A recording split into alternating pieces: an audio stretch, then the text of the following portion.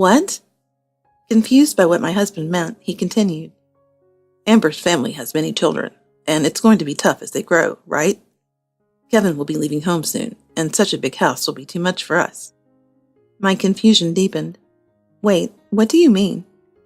This house will go to my sister's family. Understand? What? If you say no, then divorce is the only option. What? My husband raised his voice and handed me the divorce papers, already filled out in his section. He looked at me with a smirk. Sarah, I'm sorry about this. Instead of my husband, Amber joyfully explained. She had discussed with my husband that her husband's salary had decreased again, and honestly, it was even hard to pay rent, and she felt sorry for her growing sons. Wouldn't it be nice to live in a wonderful house like yours? She murmured wistfully. Easily swayed by her words, my husband must have agreed. I was at a loss for words at such an unbelievable turn of events. My husband declared that in a month, Amber and her family will live here. Wait a minute. There's more than a year until Kevin leaves, but we're moving now? And where are we supposed to go? You find a place and handle the paperwork. My husband threw those words at me. Amber, oblivious to my panic, told her sons running around that they would be moving into this house. It's useless talking to these people. I was helplessly rooted to the spot. Kevin, can we talk? When my husband was not around, I spoke to my son. I told him that his father is saying something outrageous, and he won't listen to anything I had to say. Kevin listened silently with a frown. Mom, are you okay with this? Yeah, I think we should move out. I'll make sure you don't have to struggle, so don't worry. It's all right. I'm aiming for state universities, and there always are scholarships, right? Don't worry about it. Please, trust me. It might get a little chaotic, but I told him I have a plan, so he should focus on his studies without worry. As I said this, Kevin chuckled. Who do you think you're dealing with? I'm your son, after all. Yes, indeed. You're a son to be proud of. Ah, I was wondering how long you'd endure this, so I'm relieved you've made up your mind. Laughing with my son, I felt a bit relieved. 1 month after my husband unilaterally declared our move out, Amber's family arrived, carrying a load of belongings, looking happy. They looked around the inside of our house, which we had completely cleared out, and smiled satisfied. What? You took the washing machine? I was planning on using that. And even the refrigerator? There really is nothing left. I was told to clear everything out, so that's what I did. You really are inflexible. I think you'd understand with a little thought. Just a little thought? I can't keep up with their way of thinking. No matter how much I think about it, I couldn't understand. Without any objection and just a smile from me, my husband glared at me in irritation. Unconcerned, Amber's family walked around inside the now empty house. It's as if they were inspecting it. My husband nodded, satisfied. What? What is this? I don't know whose it is, but isn't there luggage left? What? Amber was surprised when she saw a room, and my husband widened his eyes along with her. It was my husband's room. He was surprised that his own room had been left as it was.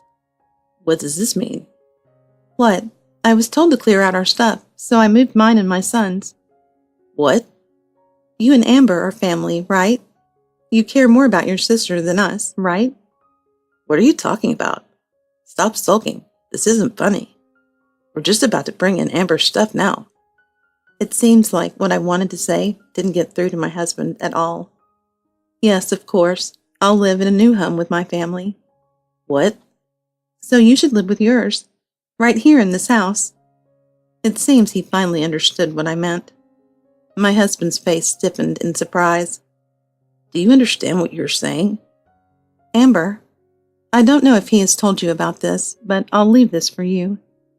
Ignoring my husband, I handed the documents to Amber, bewildered. The envelope had the name of a bank. What? This is about changing the loan to your name. Wait, you mean the loan on this house? Yes, of course. It hasn't been 10 years yet. There's over 20 years left on the loan, so you'll have to take care of the remaining payments. Amber trembled. Her husband still hadn't grasped the situation and asked foolishly, "What do you mean? I was told we could live here for free." "I didn't know anything about it. What is all this, Keith? A loan?" "Wait, what? No. Well, there's still some of the loan remaining." "Why didn't you tell me?" While my husband and Amber's family were confused, I just sighed. "But about half of the loan is already paid off. The rest we can pay off, right?" "Well, Sarah has a low-paying job, right? I guess maybe I should work a little then, and we'll be fine." Uh-huh. Their overly optimistic talk made me start laughing, too. Really? My mischievous laughter made my husband panic. "So how much is the loan per month?" $1,800. What? Amber froze at the amount I mentioned. "Hey, I don't know what my husband told you, but about my job?" "I'm a tax accountant. I'm actually certified." "What? A tax accountant?" It seemed my husband really hadn't told her anything. Amber had her mouth agape, hearing this for the first time.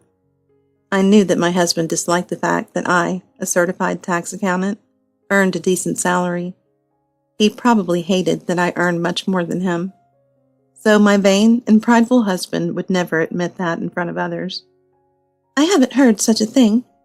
How can we pay $1,800 every month? Say something, Keith," Amber cried out, clinging to him.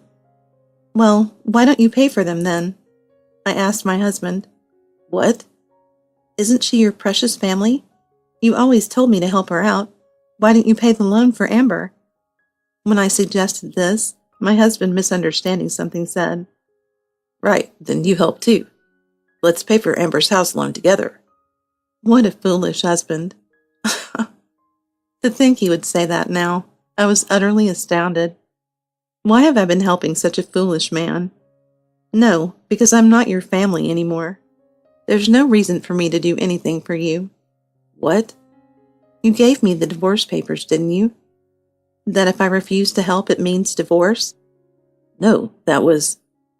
I was unable to accept it. You always prioritize your sister, and Amber does whatever she wants. That's why I filed for divorce. When I told him this, my husband collapsed to his knees, stunned. That wasn't my intention. You might have thought that, but it's always been hard for me. But now I feel so relieved. I smiled, looking down at my husband, and handed the house keys to Amber, flustered. Here you go. Feel free to use it as much as you like.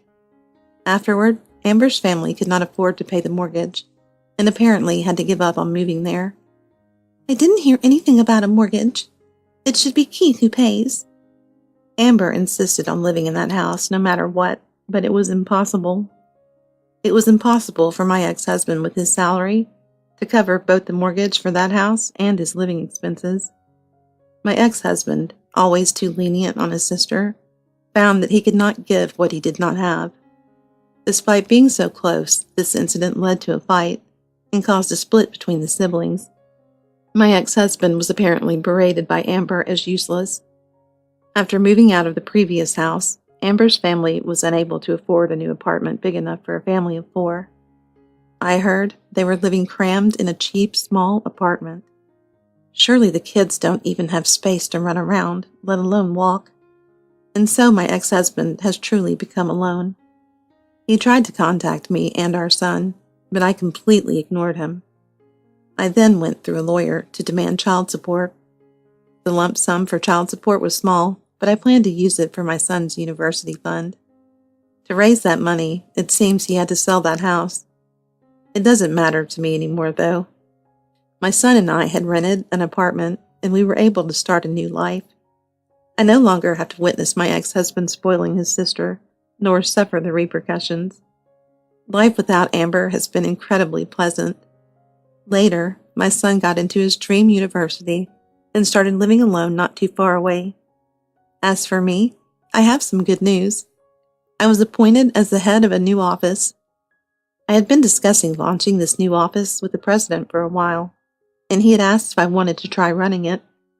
I had thought about going independent, but had given up thinking of my ex-husband's opposition. But now that I've started a new life, it's an opportunity I can't miss. So I took the president's offer and decided to take charge of the new office. My son has moved out, and although I'm alone, I'm too busy and fulfilled to feel lonely. The time has finally come for me to spread my wings widely. With these wings, I will continue to soar high. After all, this is my life.